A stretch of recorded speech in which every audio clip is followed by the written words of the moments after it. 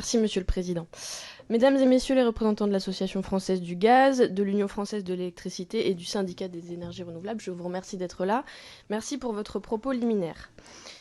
Pour le GIEC, les changements récents en matière climatique sont sans précédent depuis des millénaires. On connaît des vagues de chaleur, des sécheresses, des inondations, et les conséquences sont connues, elles commencent à apparaître chaque jour. On est bien placé en ce moment pour en parler. La combustion des énergies fossiles pour les besoins des transports, du chauffage, de l'industrie est responsable de 70% des émissions de gaz à effet de serre, qui contribuent évidemment au changement climatique. Et dans le même temps, la victoire des lobbies et des multinationales a repeint en vert le gaz et le nucléaire dans la taxonomie européenne.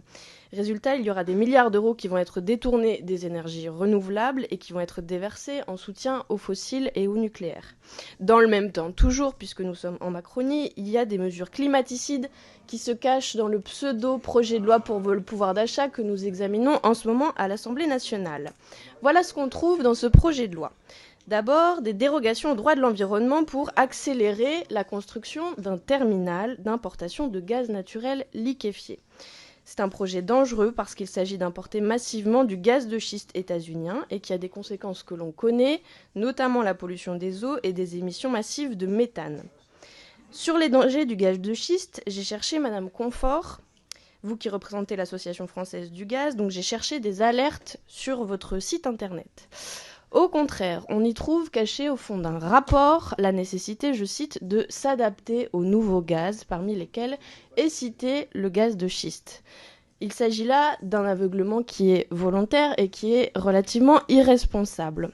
Je continue à lire le projet du gouvernement, sur le pouvoir d'achat toujours. On y trouve également la réouverture des centrales à charbon. Pourtant, M. Macron affirmait il y a 5 ans la main sur le cœur qu'il allait les fermer pendant son premier quinquennat. Nous en sommes au deuxième. Nous allons donc droit dans le mur climatique et le gouvernement nous propose en ce moment d'appuyer sur l'accélérateur. Et vous, quelle est votre position, notamment sur la consommation des énergies fossiles? Comment pouvez-vous agir plus rapidement pour nous éviter d'aller droit dans le mur? Les objectifs chiffrés que vous avez annoncés dans votre propos liminaire paraissent insuffisants, notamment les 20% de gaz vert en 2030. À la NUPES et à la France Insoumise, on défend la sortie des fossiles, le 100% énergie renouvelable, et il y a plusieurs études qui nous le disent. Je pense évidemment à Negawatt ou au 6e scénario de RTE, qui est, je le rappelle, un organisme gouvernemental. Ça devra aussi passer par une politique de sobriété énergétique ambitieuse. On devra, vous l'avez dit, consommer moins et vous devrez donc, vous, produire moins. Ce qui, financièrement, évidemment, ne vous avantage pas. Mais pour être plus précise, un des enjeux majeurs qu'on peut aborder aujourd'hui, c'est la rénovation thermique des bâtiments. D'autres orateurs l'ont fait. En ce moment, c'est la canicule, donc certains logements deviennent des fours. En hiver, ça deviendra des frigos. Et c'est toujours les plus modestes de nos concitoyens qui sont les plus pénalisés. Donc, le Haut Conseil pour le climat nous dit en substance que presque rien n'est fait à ce sujet, que ma prime rénov ne sert à rien et que donc la politique en matière de rénovation thermique est un échec. L'an dernier, 2500 logements sont sortis du statut de passoire thermique. Au rythme Macron, c'est donc 2000 ans pour régler ce problème. Il y a 12 millions de nos concitoyens aujourd'hui qui sont concernés par ce sujet.